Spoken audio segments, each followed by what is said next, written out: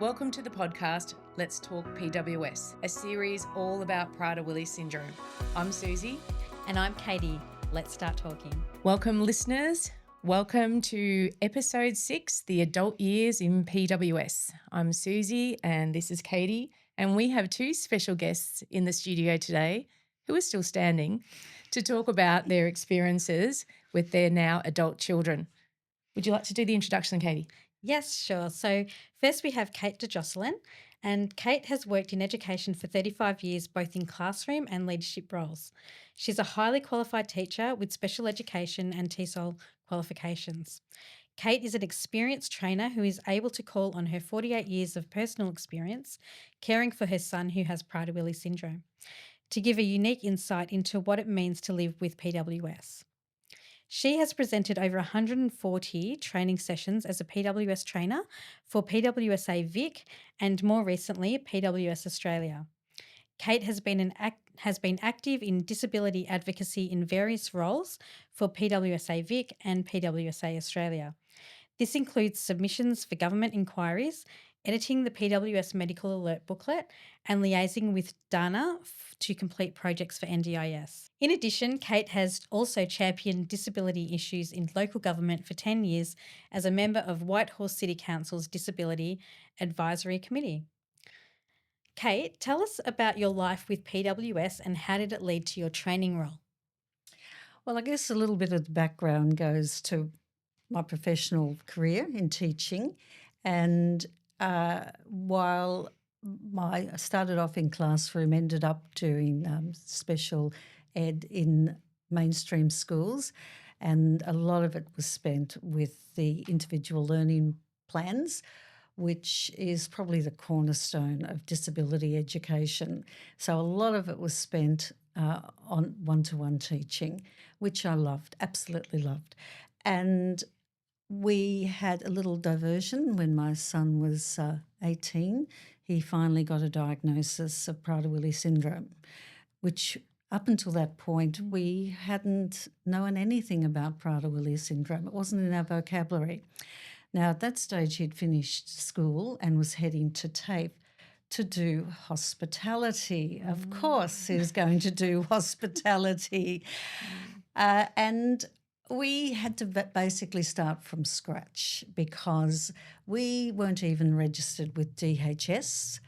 We had no inkling that there was a major problem, and we had to start finding out ourselves about PWS. And most importantly, we had to share how best to support our son. Now we knew what we were dealing with. We always knew there was something not right, but up until that point, he was language disordered. And getting that diagnosis at 18 just put everything on its head. So we had to start from ground zero. So that meant having to share what we knew, which wasn't much, but I'm like a dog with a bone. I researched it to an inch of its life, went to training sessions all over the place, universities. I just plagued everyone I could find to find out about Prader-Willi syndrome. So I started off gradually doing sessions for my son's medical care team. Then I started doing it for the TAFE.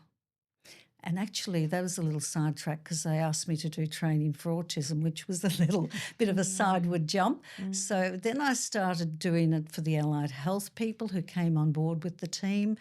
And then, blow me down, DHS even asked me to go in and do a session for his team in there. Because at that stage, in the 1990s, there wasn't a lot known in the community about PWS. And unfortunately, what was known was terribly negative and very draconian. It was all about the food, nothing about all the associated other behaviours and medical issues. So we really came in knowing little, but I certainly learnt a lot very quickly. Around that time, I went and got some more tertiary special ed education degree. So if I was going to do it, I was going to do it properly. And Kate, can I ask also, when he was turning 18, because we typically see a lot of Prader-Willi individuals when they get to that late teenage year, that time, everything changes really significantly. Did you Right. notice that? Well, we know now, Yeah. we didn't know back then, that Prader-Willi syndrome Yes. is it changes over their lifetime, and it's very distinct phases of Prader-Willi syndrome. Now, that wasn't understood, and at times I'd say today it's not even fully understood. And when adolescence hits Prader-Willi syndrome, it is a very different journey at all. And as they go to new phases of Prader-Willi syndrome, what happens is the behaviours change, the medical conditions change, and you virtually have to go back to base one and rewrite the behaviour management plan, the medical plan. You really have to do a complete review. And we really were thrown at the deep end in every which way. But by the end of a few years, I had quite a body of training modules set up, ready to go. And I'd done a lot of this with my teaching, so it kind of seemed natural to continue it. I got involved with the Victorian Association around that time and offered to assist Sally Smith with training. So I came in and did a little bit with her, and then she stepped back, and I just kept going, which I have kept going ever since, 2012, 2013. So I just counted up when we did this podcast preparation. Yeah, it's 140, actually more. It's 143, I think, training sessions I've done all over Victoria, all over Australia, actually. So it's been a fantastic experience for myself, and I have got a heck of a lot out of doing it.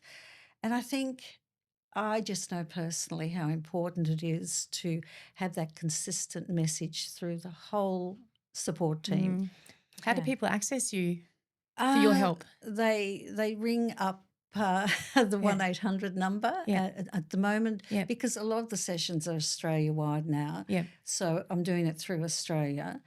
And they just ring up and I get a phone call to say, could you put it in place and start the preparation, and they choose which module they want, and we just present. A lot of it's done over Zoom. I loved the face-to-face sessions. They were fantastic. I have presented in the most wild and wonderful places, in hospitals, in rehab centres, in little houses with everything perched on a laundry basket. I've done it all. It's been a great experience, and I just feel it's so important for our young adults particularly to have that consistent message of what best practice Prader-Willi syndrome management and planning looks like. And I will continue for as long as it's needed, and I think it's important. Absolutely. Shall we introduce Liz? Yes, let's talk to Liz as well. So Liz has been a single mum to her only child, James, since he was 2, and now he's 45. In the early years after James' PWS diagnosis, she was an active member of family support groups that encompassed a wide range of disabilities and support needs. As president of the North Coast Family Support Group in 1984 and 1985, she worked with the Coolangatta Tweed Heads Rotary Club to raise funds and build a classroom and administration block to accommodate an early intervention training program for children under school age within the grounds of the Tweed Heads Hospital. From 1999 to 2010, as a board member of Bethany Care, a ministry of Hope Church on the Gold Coast, she contributed to the governance of social and recreation programs for adults living with disability. With a grant from the New South Wales Department of Community Services in 2001, she produced an education package for volunteers who assist people with a disability. Currently, she is a member of the Family and Supporters Advisory Panel of Scope, one of the largest disability support providers in Australia, and a member of the Family Advisory Council to PWRFA, which is the Prader-Willi Research Foundation of Australia. As well as being James' mum, Liz had a long career in healthcare practice, education and research after completing 1 undergraduate and 3 postgraduate degrees, including a PhD. Her last positions before retiring in 2016 were Professor of Nursing and Head of the School of Health Sciences at the University of Melbourne. In 2025, she wrote and published a book, Despair Today, Hope for Tomorrow, a mother's story of resilience on the journey of advocacy for her son with disability and mental illness. Thank you for being here, Liz. Could you tell us a bit about your son, James, and how you came to write your book? Yes, well, I guess similar to Kate, when my son was born back in 1981, very little was known about the syndrome. And in fact, James was born in a very large teaching hospital in Sydney, spent the first 6 weeks in the NICU. That's a neonatal intensive care unit, which everybody knows, seen by a battery of paediatricians, neurologists, all sorts. They didn't have any idea what was wrong with him, although he had very classic signs. He wasn't diagnosed till he was 2, and that was by a neurologist when we'd moved to Brisbane. He was fortunate enough to be part of an early intervention teaching program in Tweed Heads, which was great. So that really put him in a good position when he entered school, because he was supported into that environment. He went to a mainstream primary school that had a special education unit, which was great. Moved into high school, which was not great, terrible experience, which I've talked about in my book, and then ended up in a special school, which was actually quite good for his social development and friendships. Then he had a bit of work experience in one of the Sheraton Mirage hotels, which was okay, pretty good. And then things started to crumble after that. He showed the first signs of severe mental illness when he was probably about 20. It was his first admission to an acute psychiatric unit. Since then, I think we're up to about 8 admissions to acute psychiatric units. So currently he, apart from Prader-Willi syndrome, has diagnoses of schizophrenia, paranoid schizophrenia, major depression and generalised anxiety disorder. He's been on a multitude of different antipsychotics, one of which then stopped his bowel functioning. So he's had, I think, possibly 9 or 10 admissions to hospital with bowel obstructions, which means he now has to have second daily enemas to keep his bowel functioning. And so it's a constant battle to try and balance his mental health with his physical health, because to increase any of his antipsychotic medication stops his bowel functioning. So we have constant toing and froing between different specialists about what to do.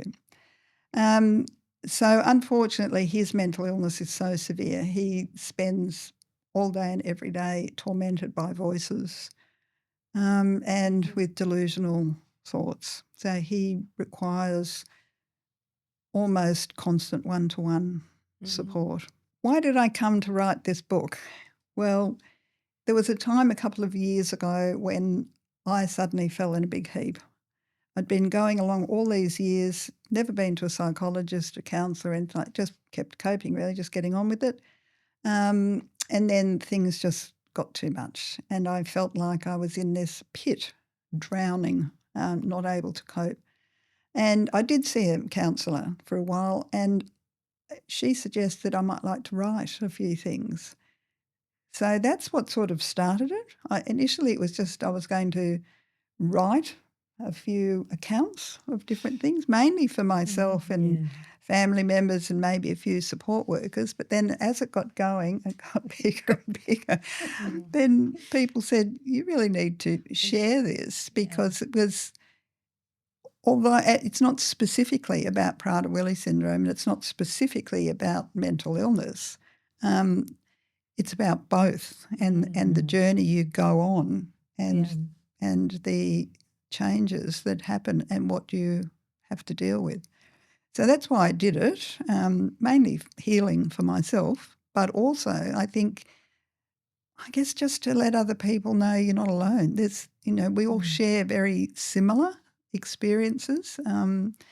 And I guess what I learnt from writing the book was being able to reflect back on these experiences and have those aha experiences, oh, maybe that person reacted in that way because of such and such. So I guess with having a bit more maturity and more life experience, professional experience and all of those things, I could see things a bit differently and perhaps write about them a bit more objectively. So I hope people get something out of that. But I think, as Kate said, the adult years, they change a lot. Yeah. So, yeah, James went from a very sociable, quite happy person who was capable of working in a supported work environment to someone now who needs constant one-to-one support and dealing with multiple health problems, physical and mental. So, I understand that it's a spectrum. Not everybody's going to Everyone's experience the different. same thing. That's right. So not every adult is going to have severe mental illness. They won't. Not every adult will have bowel problems. Not everyone will have the support that James has had. Absolutely. And that's an ingredient that you wish every adult with PWS could have, and have strong advocacy. But you really do need someone to hoover ahead and make every situation Prader-Willi friendly. And I would say we both spend a lot of our lives doing just that, preparing, getting rid of any blockers, making sure everyone turns up on time, appointments are kept. I would say our roles probably got more, not less. And it's worth every single minute I spend doing it. And I wouldn't have it any other way. Yeah. You just get to that point where it's a thrill, don't you? You get over all of the grief of all of it, and it's a privilege to be their mum, for what they have to carry their whole life. And we call it the monster truck when they go from that happy-go-lucky kid to just it just grows into this big monster truck during that tends to be towards the end of high school into the adult years. Yeah. And then when you get that all calmed down, that's when you go, okay, we need to keep this. We need to keep this. How are we going to keep it? Yeah. And that's where the work begins. Exactly. And when you were talking about how you were talking to teams, so we started doing care team meetings for Chelsea and having all of her anyone who touches Chelsea, as soon as something dips, we call it a care team meeting. So, and we discuss that situation and we just fix it. So you just become a real kind of, you're patching things up all the time to maintain her physical and mental health. Well, in the Olympics, they have that curling sport where you have two people running ahead, smoothing the ice, so the person behind can run down and win. Do you know who the people are with the little smoothing? That's us. Thank you. That's us smoothing the way to make things as good as possible. And when it works, wow. I know. It's pretty special. I know. You feel like an Olympic champion. And you get this. Yeah, it's absolutely true. There's so much heavy lifting that is involved, and we're experiencing it right now with Stephanie, who's just turned 20, and getting the entire SIL provider organisation completely immersed in all things Prader-Willi. It's not just the support workers, it's their management team. It's the data that they've got to capture for reporting. It's the allied health professionals. The physio said, she's having some behaviours at the gym. Let's not do it there. Let's go to a cafe. Why? It's just they don't understand. And no matter how much you try, it is just such a difficult syndrome to try and explain to people what the implications are. It's endless. We had a choice that when graduated from TAFE, where he would go to work. And we were really called over the coals and we said, he is still the person he was before the diagnosis. We will support him to work in restaurants. He has worked continually for 23 years in Amazing. mainstream restaurant. It looks so seamless. No, it's not. It has taken an enormous amount of work Could only to imagine. get, but he goes to work and has continually. But yeah, 23 years now. Amazing. So, That is. but it would not happen without huge amount of support. And then the other thing that we spoke about, Liz, previously was how your family has really supported you. And can you just tell us what that looks like? Yes, from the moment James was diagnosed, we became a Prader-Willi family. So, Rebranded. so all family occasions, usually revolve around food. So everybody has got the whole Prader-Willi food security down pat, So that's really good. And yes, I have a wonderful sister who's always been a fantastic support, like a second mum, really. But I think, as I said in my book, it's so important to be connected to communities, whether it's the Prader-Willi community, whether it's your local community, whether it's a support group, whether you have a faith and it's a church group or whatever. That's where you get your strength and your support from. So I've been fortunate in the family situation. I have not had to go through grandma or grandpa saying, just one won't hurt, just one little biscuit won't hurt. I haven't had to have that at all. That's incredible. We call it being Prader-Willi fluent. Yes. When people are fluent in Prader-Willi syndrome. And our support workers need to be Navy SEAL level support workers, so it's that intense, complex level of support work. The whole family needs to be on the same page and they all need to be a bit beefed up. Yeah. And when a fruit platter becomes the only dessert that enters the front door, you've made it. Yeah. And it's Yeah, worth it all. But Brent, we had 3 children under 18 months, which was a huge challenge. One very ill, a lot of time in hospital. He's 9 months before he came home. And yet his biggest gift is his twin sister. And she has just been amazing for him. And I think it was worth it. It was busy though. Yeah, and it's funny when you've got it all together and it's all calm after that big storm, after the monster truck kind of dies down a bit and you've kind of sorted it out and your child looks at you and says, yep, I've trained you well. My work here is done.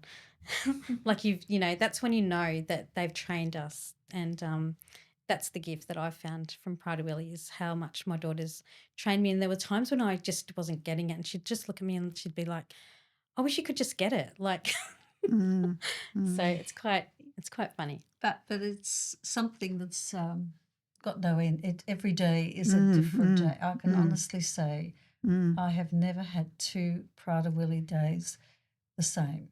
Each day is different. And that's my son's in an SDA care, and yet every day we have multiple interactions, and it's the way it is, and it works. Yep. It works. That's great. Okay. Yeah, I think the challenge is to get it all sustainable and to have enough in your The plan consistency, that you can share the load, because one person cannot do 100% of Prader-Willi syndrome, but 10 of us can do 10% or 100 of us can do 1% extra. And that's what I've really learned is that if with adequate support and care, You can do it. you can nail this. Yeah. You can, and that's the massive achievement is getting that understanding of if anything slips, you know how you just got to prop it up again. I'd like to be able to say that we can nail it. That's still that's the hope. a daunting, out of reach prospect for me right about now. But there's a lot of work that certainly has to be done. There's always tomorrow. Yes. And there's always better. Yes, so forgiving. And I say that, Prader-Willi is a little bit like childbirth. Like every stage prepares you for the next one.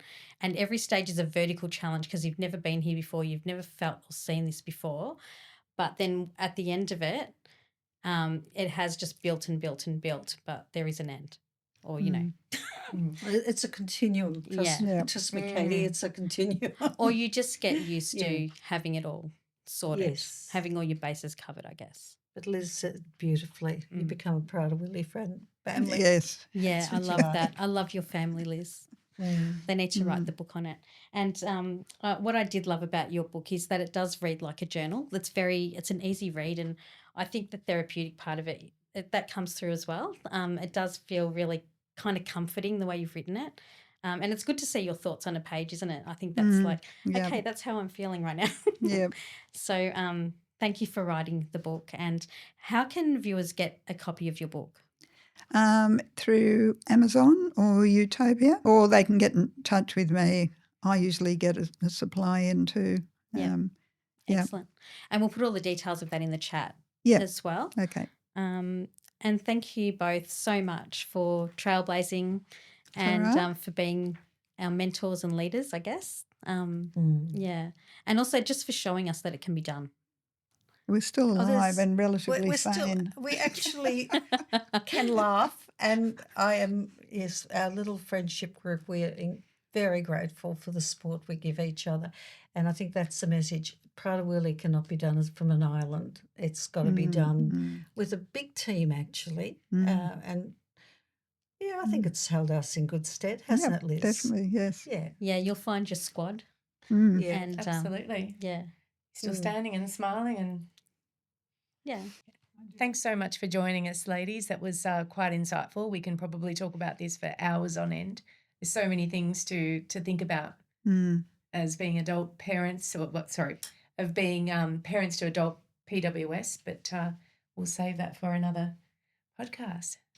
Yes. Thank you very much for inviting us. Yes, thank you. Thank you. As we close tonight, don't forget to sign up as members at pws.org.au, where you'll also find ways to donate and sponsor our various projects and initiatives.